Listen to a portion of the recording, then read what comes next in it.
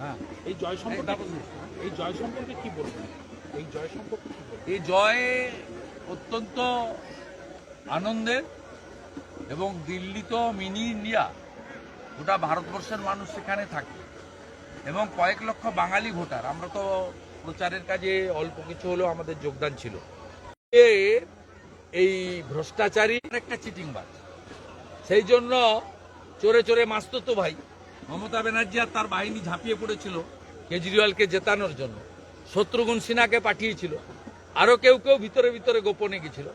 এই হার শুধু আপের হার নয়, তৃণমূলেরও হার। কারণ তৃণমূল এই নির্বাচনের আগে আপের সমর্থনে নিজে লেপটে গেছিল।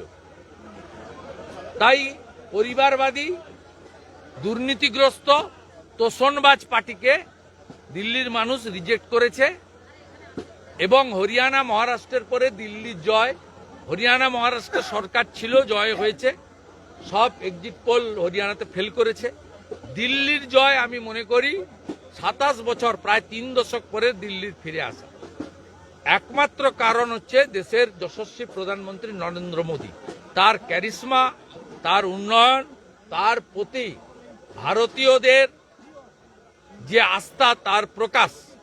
আর যে হিন্দু সনাতনীরা ভোট দিতে বেরোতো না, তারা মহারাষ্ট্র নির্বাচন থেকে বিপদ বুঝে তারা ভোট দিতে বেরোচ্ছেন। সেই কারণে এই জয় সুনিশ্চিত হয়েছে। মহারাষ্ট্রে 19 সালে 61% ভোট ছিল, এবারে 66.5 হয়েছে।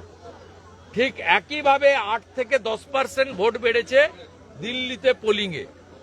বাড়ি থেকে বেরিয়ে ভোট দিয়েছেন হিন্দুরা, সনাতনীরা, সঙ্গে সর্দারজিরা, তারা আমাদের সব ভোট দিয়েছেন।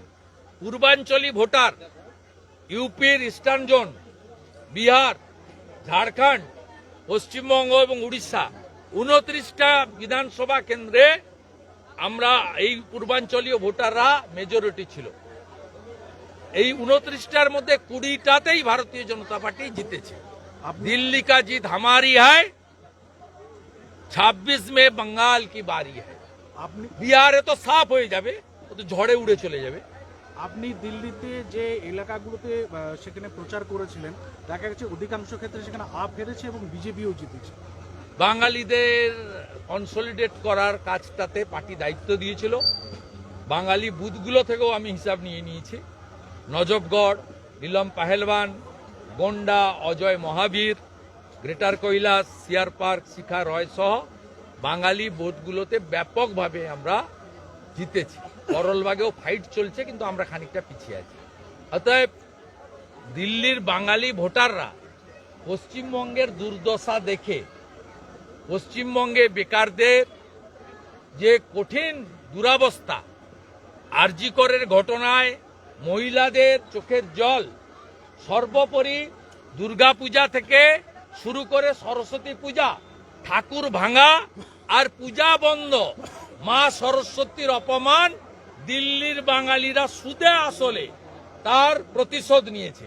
দিল্লির পর কি মা সরস্বতী পূজা যারা বন্ধ করেছে, দিল্লির বাঙালিরা একজোট হয়ে তাদেরকে হারানোর কাজটা করেছে। দিল্লির পর কি এবার টার্গেট বাংলা, কেননা সেখানে যেরকম বিহারে তো ঝড়ে জিতবো, আসাম তো জিতেই আছে 26-এ। নিশ্চিতভাবে আমাদের একমাত্র লক্ষ্য পশ্চিমবঙ্গ। আপ গেছে, এবারে মমতা পাপকে বিদায় করা। দিল্লিতে দাদা